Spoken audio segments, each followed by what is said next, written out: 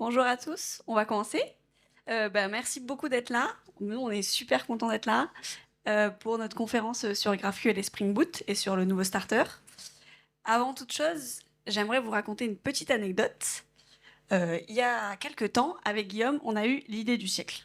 Imaginez une appli qui puisse vous permettre de régler tous vos problèmes d'organisation d'anniversaire. Vous voyez ça là? Les conversations Messenger où tu te rappelles même plus le nom et que tu te dis pour qui il était l'anniversaire, je sais plus. Les sondages avec les pouces, ça c'est le pire. Et surtout, les anniversaires souhaités 6 mois après. Ça, c'est fini. Et avec Guillaume, on était vraiment convaincus par cette idée. Moi, je sais pas si je vous ai convaincu, mais en tout cas, nous, on a développé une petite application pour ça. Et on a surtout appris plein de trucs en développant cette application. Et c'est pour ça qu'on voulait venir vous en parler. Alors du coup, on s'est lancé sur notre application et première feature qu'on doit coder, on veut afficher une liste de cadeaux. Donc là, je vous ai mis une petite capture d'écran du front qu'on voulait afficher. Et en gros, une liste de cadeaux chez nous, c'est toutes ces infos-là.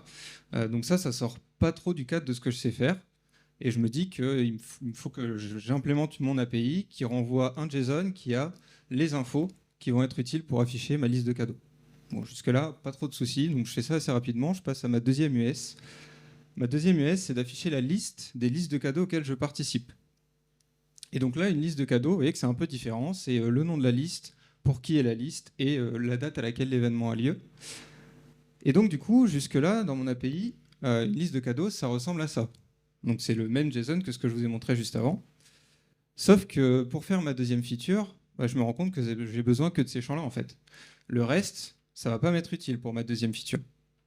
Et comme nous, on aime bien faire les choses de manière optimisée avec Mathilde, je fais une deuxième API qui me renvoie une liste avec le petit JSON plus succinct à l'intérieur.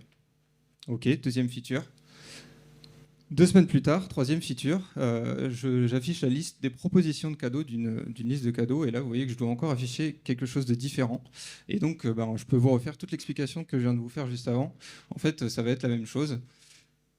Et je me dis que c'est peut-être le moment de se poser un peu parce que le problème que j'ai l'impression que c'est pas un problème. C'est un problème qui doit arriver hyper souvent à plein de monde quand ils essayent de développer une application. Et sûrement qu'il y a des solutions qui existent pour résoudre mon problème. Et ça tombe bien parce que le jour où ça m'arrive, c'est vendredi. Et vendredi, on a une discussion stratégique avec Mathilde. Donc en fait, on va boire des bières au bar et je lui explique mon problème parce que je veux son avis. Et elle me dit qu'elle, en fait, au quotidien, elle utilise un truc qui s'appelle GraphQL et ça va résoudre magiquement tous mes problèmes. Je m'appelle Guillaume Roussel. Ça fait 2 ans que je suis dev chez Takima et je suis en mission chez Drive, qui est une filiale d'EDF. Et moi, Mathilde Lorrain, ça fait un peu plus de 3 ans maintenant que je suis chez Takima et je suis en mission chez Miracle, du coup, où j'utilise GraphQL tous les jours et c'est pour ça qu'on voulait aussi vous en parler. Autre que dans notre startup. Première question déjà ici, qui a déjà utilisé le nouveau starter GraphQL Spring Boot? Ok, on est tous les deux, c'est déjà pas mal.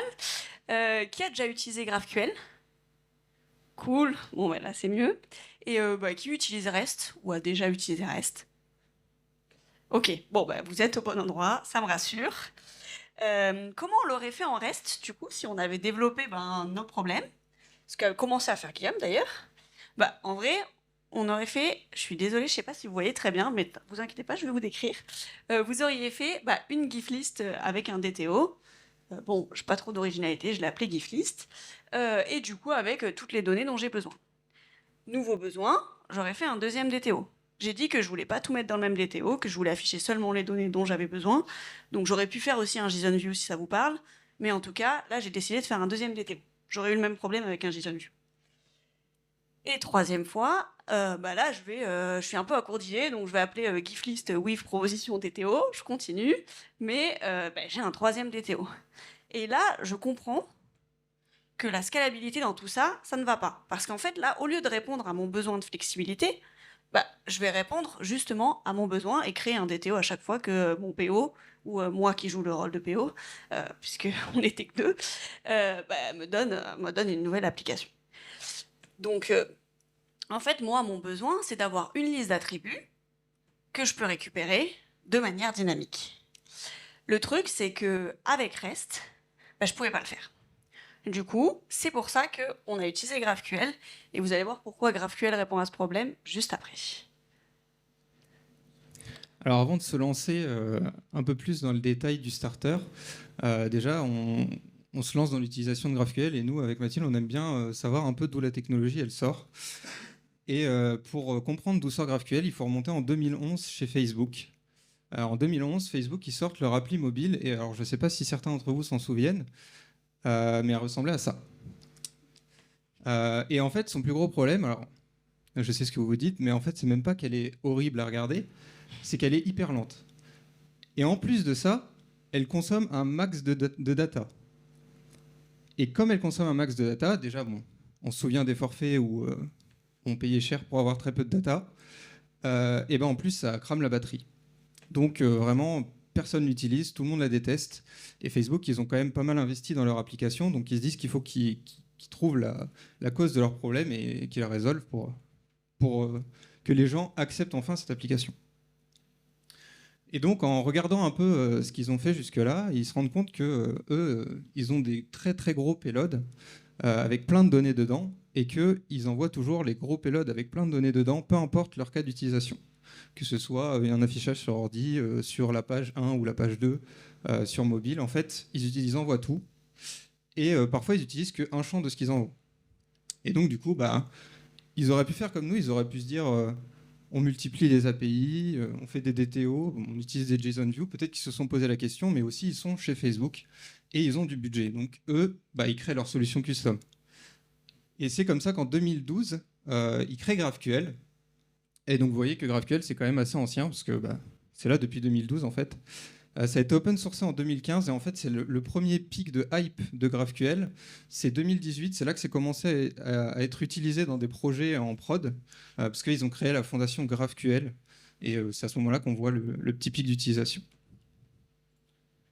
Bon, deuxième truc avant de se plonger dans le code, je sais que vous attendez tous ça, mais c'est quelques prérequis. Donc moi je vais voir la doc et je regarde ce que j'ai besoin de savoir pour utiliser GraphQL. Donc, quand on regarde un peu la doc, on comprend qu'il y a un seul endpoint. Donc, quelle que soit la donnée que vous allez récupérer, vous aurez un endpoint post/GraphQL. Et qu'ensuite, vous aurez une partie ressource. Donc, est-ce que vous faites une query ou une mutation? Et une partie, c'est une partie opération et une partie ressource pour savoir ce que vous allez query. Donc, si on reprend et que j'ai vu que tout le monde à peu près dans la salle faisait du REST, je vous fais un petit comparatif. Si vous faites un get en REST, du coup, vous ferez une query en GraphQL. Si vous faites un post, un post, un put, un delete, donc que vous modifiez de la data, là, vous ferez une mutation. Et si vous faites des WebSockets dont on ne va pas parler aujourd'hui, vous ferez des subscriptions. Du coup, là, c'est sympa. Mais là, ouf, on est sauvé. Vous avez en GraphQL un truc hyper important à comprendre, c'est que vous avez une sorte de contrat d'interface. Du coup, vous avez un fichier qu'on appelle schéma.graphqls, et dedans, vous allez pouvoir déclarer un peu tout ce que vous allez avoir dans votre API. Donc, premier truc que vous déclarez, c'est tous les types de votre API. On appelle ça des types complexes. Ensuite, vous allez déclarer toutes vos queries. Donc, tout ce qui va vous permettre de get de la donnée. Donc, par exemple, pour nous, on aura un get GIFList, un get user et des mutations donc, qui vont permettre de créer une GIFList avec un type qui est un type mutation. Vous avez vu que les types, que ce soit un query, une mutation ou un type complexe, ça se déclare exactement de la même manière. Deuxième truc, faut pas être surpris, mais quand vous faites du GraphQL, vous aurez toujours un code retour à 200, même si vous avez des erreurs. C'est-à-dire que là, même si ça s'est mal passé, il faudra aller regarder dans le body de la requête pour voir ce qui se passe. Et c'est toujours écrit de la même manière, c'est un format qui est généralisé pour GraphQL. Le seul moment où je peux me faire mentir et que vous aurez une erreur qui n'est pas un code de retour de 200, c'est quand vous avez une bad request. C'est si vous avez écrit n'importe comment votre requête ou que vous avez écrit query au lieu de query. Vous voyez vraiment la différence. Ou une erreur de format JSON. Dernier truc, comment je vais l'intégrer dans mon app Spring Boot? Du coup, depuis mai 2022, il y a un starter qui est sorti, qui est du coup nativement supporté par Spring et qui vous permet de faire comme vous faisiez avant avec Spring, donc c'est-à-dire utiliser vos annotations correctement et pas avoir besoin de rajouter une lib. Nous, chez mon client, on l'utilisait avant, donc on avait une lib qui s'appelle Java GraphQL Quick Start. Java Quick Start, ouais. Quick Start. Et qui faisait à peu près la même chose, sauf que c'était pas auto-configuré, donc il y avait d'autres annotations et il y avait un peu plus de configuration à faire. C'est beaucoup plus facile à utiliser avec le starter. Le seul truc, c'est il faut faire attention parce que vous avez quelques prérequis. On n'a pas toutes nos applications qui sont forcément en Java 17. La version de Spring Boot, c'est 2.7 et vous êtes actuellement en version 1.2 sur Spring.GraphQL. Donc, si vous n'avez pas tous ces prérequis, pas d'inquiétude, vous pouvez très bien commencer avec la lib Java Kickstart, qui fait exactement la même chose, et nous, on a migré hyper facilement de l'un vers l'autre. Donc, on va commencer avec un peu de live coding. Alors, on y va. Du coup, je prends mon IDE. Est-ce que vous voyez bien? Est-ce que c'est assez zoomé? Je pense que c'est bon. Je pense que tu peux zoomer. Je pense que je peux zoomer, c'est CTRL+. Je ne vais pas zoomer. Est-ce que là c'est bon? J'ai pas zoomé? T'as cliqué dans le terminal en fait, je pense. Ah, ok. Alors, CTRL, commande plus. Non, mais ça ne veut pas zoomer. Ouais, non, ça monte. Bon, on va laisser tomber. On y va. Alors, est-ce que vous m'entendez? On est bon? Alors, go. Donc, premier truc, bon, c'est une application assez classique Spring. Donc, vous avez un Maven avec un POM. Vous avez des contrôleurs. Ouais. J'espère. Tu vas dans les paramètres. C'est quoi? C'est code, tac, view. Normalement, zoom, zoom, zoom. Normalement, c'est CTRL+, on est d'accord? Je n'arrive pas à zoomer. Tu peux venir maintenant? Normalement. Et là, on a un petit zoom peut-être? Non, je peux pas zoomer plus. Je sais pas pourquoi il refuse. View, Tools Window. Ah si. Increase, peut-être que là. Hop, ah. Et on va le faire, tac. C'est bon ou pas? Vous me dites stop, hein? On est bon? Je sens qu'il va me le... Je vais changer de page. Non, c'est bon. Donc, premier truc, on va aller un peu plus vite, on va rajouter notre dépendance. Du coup, go. Si on arrive à avoir, hop, le starter. Donc, la dépendance du starter, assez facile. C'est une dépendance Spring Boot. On a fini ça. Maintenant, on va s'occuper du schéma. Du coup, schéma, on va le mettre dans un fichier GraphQL. Par défaut, ça va le chercher directement dans le fichier GraphQL, tous vos schémas, et ça va chercher tous les fichiers qui auront l'extension GraphQLS. Du coup, là, on y va. Hop, new file. Et là, on va faire premier truc, users.graphqls. Tac. Donc là, on commence par refactorer le user controller. Ouais. Donc là, le user controller, vous allez d'abord déclarer votre type user. Du coup, votre type user, il a un ID de type ID, il a une birth date. Alors le type ID, en passant, c'est un type qui est apporté directement par GraphQL. Et c'est un type complexe, en fait. Et, non, c'est même un Scala. Et string, du coup, je pense que vous savez tous ce que c'est. Si vous voulez lui dire que, par exemple, votre birth date et votre name ne doivent pas être nullables, vous mettez des points d'exclamation. Et on est bon. Vous pouvez aussi faire un peu de doc. Du coup, tac, tac, tac. Schéma, vat, describe, user, tac. Et là, on est bon. Vous pouvez aussi le faire sur chacun de vos attributs si vous voulez vous faire de la doc. Ensuite, on va faire un deuxième fichier qui va décrire tout ce qu'on a dans les GIF lists. Hop. Donc là, pour la lisibilité, on fait plusieurs fichiers .graphqls, mais en fait, le starter, au moment où il va se lancer, il va venir récupérer tous les .graphqls, il les concatène et il fait le gros schéma que comprend GraphQL. Ouais. Nous, en général, on le met tout dans le même fichier. Là, c'était pour que vous puissiez mieux le comprendre. Du coup, pareil, je vous épargne les types, un type GIF list, un type GIF list item. Vous voyez qu'on peut même faire de la doc du coup, sur chaque attribut, c'est important pour la suite. Une fois qu'on a fini ça, on fait un file operation. Pareil, vous auriez pu le faire exactement dans le même fichier. Par contre, la contrainte, c'est qu'on peut faire un seul fichier opération parce qu'on va déclarer nos opérations à un seul endroit. En gros, ça vient du fait que le type query, vous pouvez le déclarer qu'une fois. Donc, vous ne pouvez pas déclarer un type query dans chaque fichier que vous faites. Par exemple, si vous voulez mettre les queries de vos gift lists dans le fichier gift list, si vous voulez ensuite remettre des queries dans le fichier users, vous n'allez pas pouvoir parce que vous n'allez pas pouvoir écrire 2 fois le type query. Yes. Et du coup, pendant ce temps, j'ai écrit ma query, donc ma query user qui prend un ID et qui renvoie un user. Donc là, ça vous montre bien que vous ne pouvez pas avoir d'ID nul quand vous demandez un user. Une fois qu'on a fini ça, je voulais juste vous montrer un autre truc, c'est que on peut activer hyper facilement GraphQL. GraphQL, c'est une interface qui va vous permettre, exactement comme quand vous faites du REST, de faire par exemple de la documentation. Donc REST, OpenAPI, Swagger, bah là vous faites du GraphQL. Ça va vous le lancer directement, c'est hyper facile grâce au starter. Et une fois qu'on a fait ça, eh ben, on va aller refacto notre user controller qui était en REST.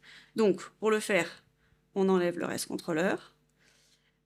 On enlève le request mapping parce que c'est qu'un seul endpoint unique, donc ça n'a pas de sens de le faire.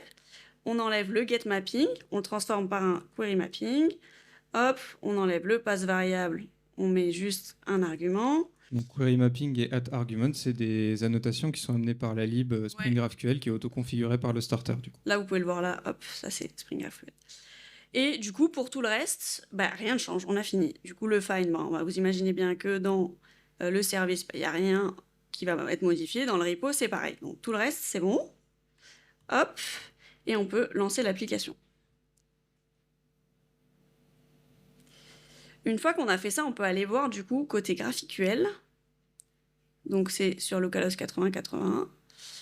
Et du coup, on va voir notre doc. Donc là, en fait, si vous regardez un peu, vous avez toutes les queries qu'on a déclarées, plus tous les types. Si vous allez sur votre query, vous allez même avoir la doc que vous retrouvez là pour savoir qu'est-ce qu'elle fait. Du coup, là, c'est là où on peut voir un peu la flexibilité de GraphQL, c'est que du coup, je vais mettre ma query, et dans ma query, je vais appeler un user, et je vais lui demander l'ID et le name. Jusque-là, tout va bien. Si je veux pouvoir rajouter un champ, j'ai juste à rajouter ce champ, et là, je le récupérerai correctement. Pour la suite, du coup, on avait vu qu'il y avait 3 contrôleurs. Je vais vous laisser Guillaume s'occuper de la partie GIFList contrôleur. Tac. Ouais, non, on change. Par là. Hop. Allez. C'est à mon tour de m'amuser. Alors du coup, première chose, donc on va refactorer la partie GIFList. Et si on va voir dans le contrôleur de GIFList, on a 2 opérations. On a le get GIFList par l'ID et le create GIFList. Ok, donc première étape, on va aller définir les opérations. On va rajouter la query pour récupérer une gift list. Hop. Donc ça se fait exactement de la même manière que ce que Mathilde vous a montré juste avant. Et on va avoir pour refactorer le post, on a dit que ça devenait une mutation. Et donc du coup, de la même manière où on définit les queries, on va définir la mutation avec le type mutation. Et donc ma query, ça va être ma mutation, ça va être create gift list. Et create gift list, vous voyez qu'en paramètre, il prend un objet que j'ai pas encore défini. Et en fait, je l'ai pas encore défini parce qu'il est un peu particulier. Ça va pas être exactement la même chose que ce qu'on fait depuis le début. En fait, les paramètres, les objets qu'on va passer en paramètres de nos mutations, on va pas les définir avec le mot-clé type, on va les définir avec le mot-clé input.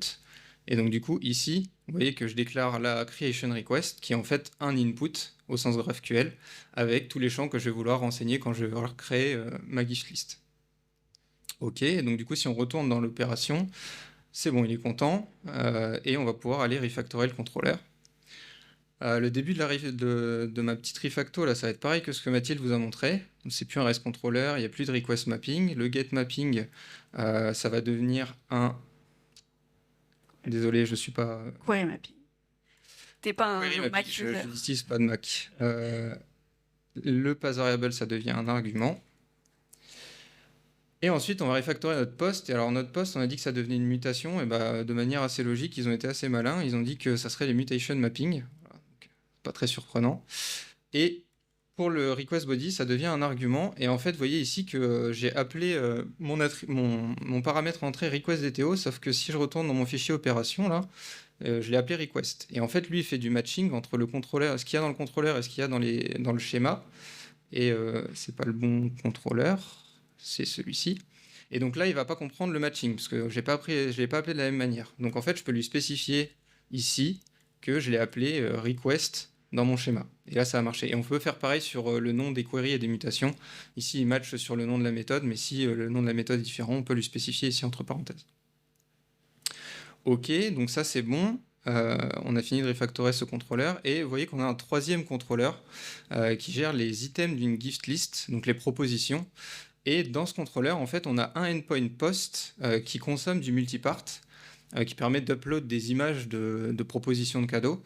Et en fait, ce endpoint-là, on va pas le refactorer pour une bonne raison, c'est que le starter ne supporte pas la gestion du multipart en GraphQL. Alors, GraphQL, c'est une spec, et dans la spec, c'est prévu de faire il y a un support pour le multipart, sauf qu'en fait, les gens qui maintiennent le starter Spring ont fait le choix de ne pas implémenter cette partie de la spec parce qu'elle pose des questions en termes de performance et de sécurité assez importantes. Et donc, du coup, en fait, c'est considéré de plus en plus comme un anti-pattern de faire du multipart en GraphQL. Donc, le choix conseillé pour faire du multipart, c'est de le laisser en REST. Et donc là, c'est un bon exemple qui vous montre qu'on peut faire aussi cohabiter du REST avec du GraphQL. En fait, ça marche très bien de faire cohabiter les deux. Là, ici, on va laisser ce endpoint-là, il va vivre à côté de notre GraphQL et tout va très bien se passer. Ok, dernière chose qu'on n'a pas vue, c'est la gestion des erreurs. Vous voyez que j'ai des contrôleurs advice un peu partout. Et donc ça, c'est la manière dont on a l'habitude de déclarer des contrôleurs advice. Et si on veut les refactorer pour que ça marche en GraphQL, et ben en fait, on va déclarer des GraphQL exception handler. Donc là encore, ils ont été assez gentils avec les gens qui font du REST.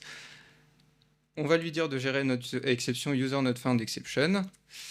On va aussi prendre en paramètre un data fetching environment. Ça va nous apporter des informations sur le contexte dans lequel a eu lieu l'erreur. Et puis, il faut lui donner un error type. Ça, c'est les error type GraphQL. Donc là, on va dire que c'est une data fetching exception parce qu'on n'a pas réussi à récupérer le user. Ok, ça c'est bon. On peut enlever la partie ancienne et on va redémarrer notre application.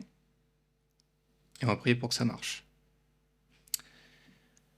Ok, ça a l'air de fonctionner. On va se retrouver dans Postman. Tout à l'heure, on vous a montré GraphQL. Là, je vais montrer un peu ce que ça donne dans Postman. Et la première chose qu'on va vérifier, c'est est-ce que ça marche la query pour récupérer une gift list. Donc, vous voyez qu'en fait, là, je sais qu'en base de données, j'ai une gift list qui s'appelle gift list 1. Et donc, je lance la requête et j'ai bien en retour la gift list qui m'est renvoyée. Donc, cette partie-là, c'est bon. C'est assez similaire à ce que Mathilde vous a montré. Ensuite, on a la création d'une gift list. Là, la syntaxe, elle est un peu différente. Pour les mutations, en fait, comme on passe en paramètres des objets plus complexes, on a une syntaxe qui nous permet de déclarer les objets dans un JSON à côté de notre requête. Donc ça, c'est pratique pour la lisibilité. Et en fait, dans GraphQL, dans Postman, c'est encore plus friendly. Ils vous mettent cette variable-là dans une petite fenêtre à côté, donc c'est assez pratique pour s'y retrouver.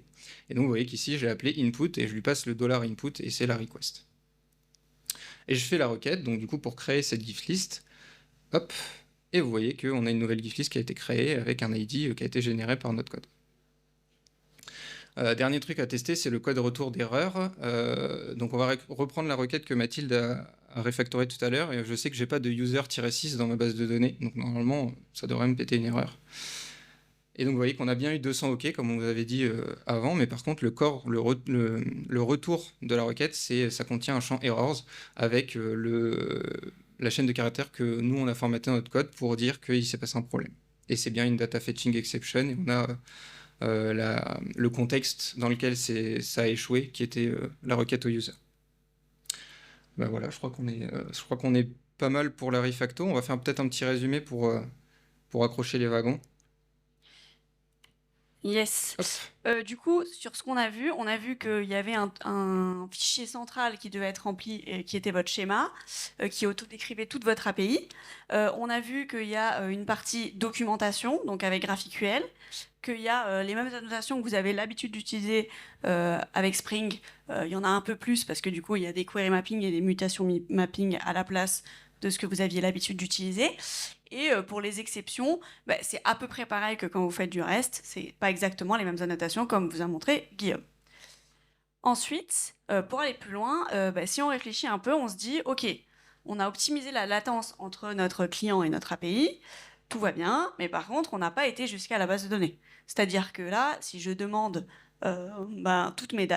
qu'une partie de mes datas. Ok, on va me renvoyer qu'une partie de mes datas, mais par contre, on aura été fetcher en base toutes mes datas.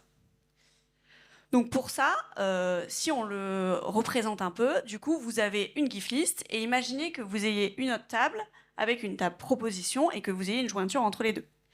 Et donc, du coup, quand vous allez faire votre requête, ce que vous voulez, c'est que si vous demandez la proposition, vous allez récupérer la proposition en base. Donc vous alliez faire votre jointure.